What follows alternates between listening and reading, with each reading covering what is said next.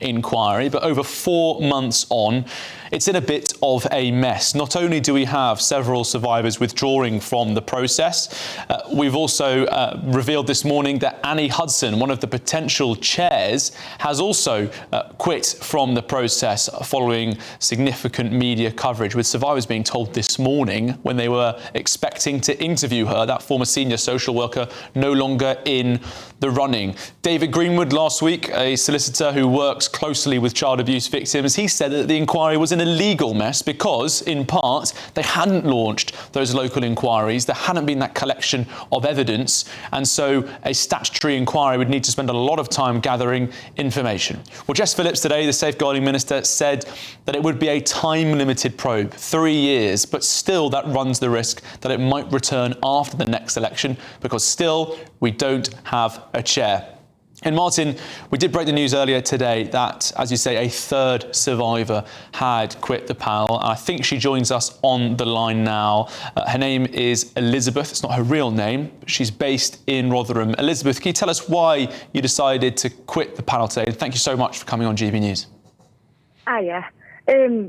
Because it lacks transparency. I believe it should be a public process. I feel that there's a selective agenda and a selective narrative on how it's going to be conducted. I feel that the truth isn't going to come out, and I feel like it's a cover-up of a cover-up. And when you say a cover-up of a cover-up, Elizabeth, I mean, we've heard a lot of concerns from survivors about the terms of reference, about you guys being asked, do you want a broader remit beyond grooming gangs? That was in an email sent to you. The government say that that's sort of separate, and it's untrue to say that the inquiry is going to be expanded, but that's clearly caused a lot of concern. Absolutely. It was suggested that we was asked, would we like seeing it broadened? My initial thoughts to that was, no, we don't.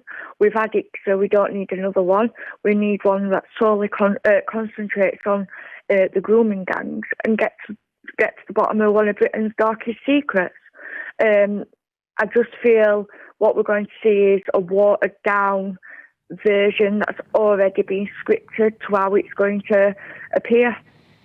And also, Elizabeth, we've heard from Fiona Goddard and Eliane Reynolds, other survivors who quit yesterday evening ahead of this statement from Jess Phillips today. She said it was untrue to say that the remit has been expanded or that they could be looking at region-wide inquiries. What's your reaction to what Jess Phillips had to say in the Commons today? The thing is, it is untrue. We got emails. It was also suggested on a meeting, and the things that we've been experiencing is quite a toxic environment. You know, a lot of pressure being applied to members of the panel by emails saying a gentle reminder about confidentiality and things like that. Fiona is telling the truth. That is what happened.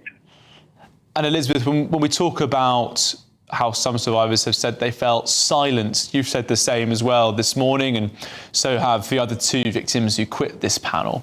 When you say silenced, I mean, talk to us about what you mean by that. What has been the effect of this silencing that you're talking about? It is actually one of the reasons that I have basically quit and withdrawn from the panel, due to me having a fear that I were going to become complicit in the silence of survivors. You know, things like, oh, nothing goes out of this room, etc., things like that. Also about the media playing a part in, like, basically telling the public what's going on. It felt like we were all under suspicion. It was causing quite a toxic place to be and very, very uncomfortable.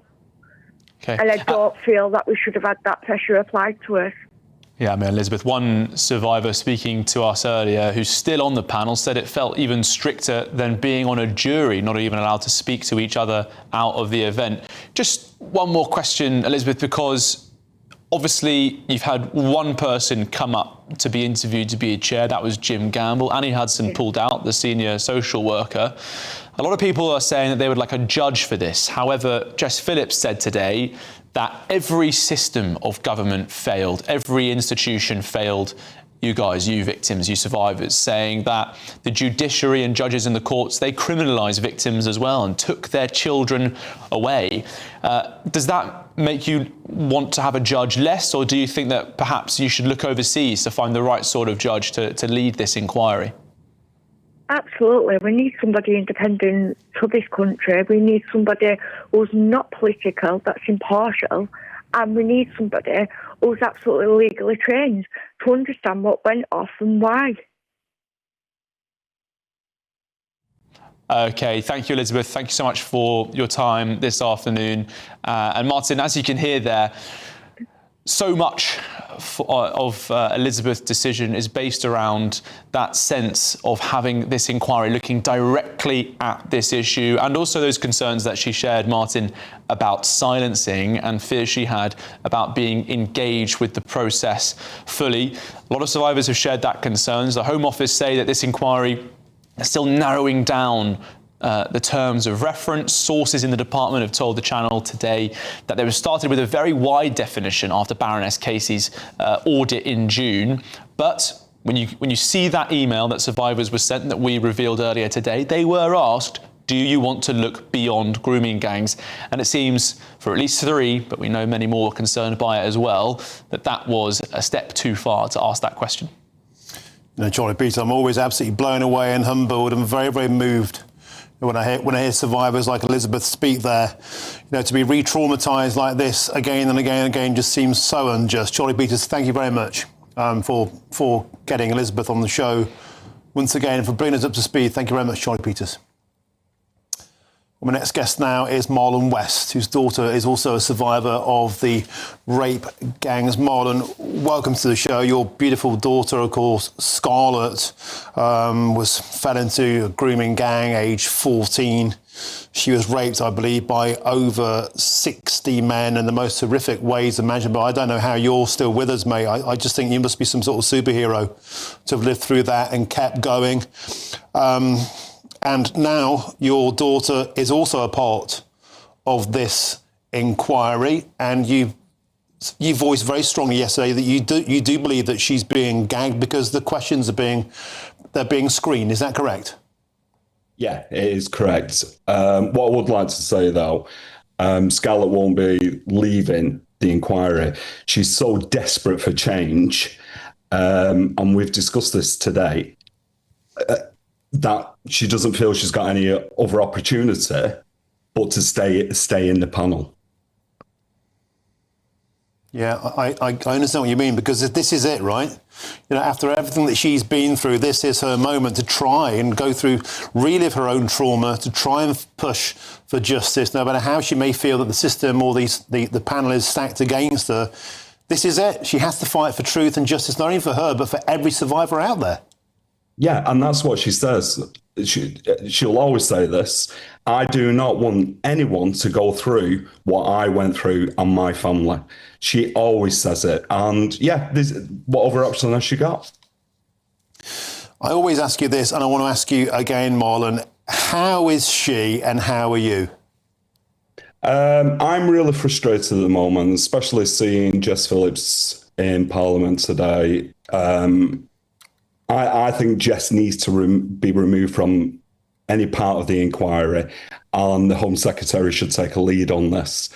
As a parent, really frustrated. The other thing for me is they haven't got any family members within the panel, which again is frustrating, because it's us parents who are dealing with social services and the police when our children are going missing. And having social services basically verbally abuse us and blame us for our children being raped and tortured. So, yeah, I'm really upset at the moment.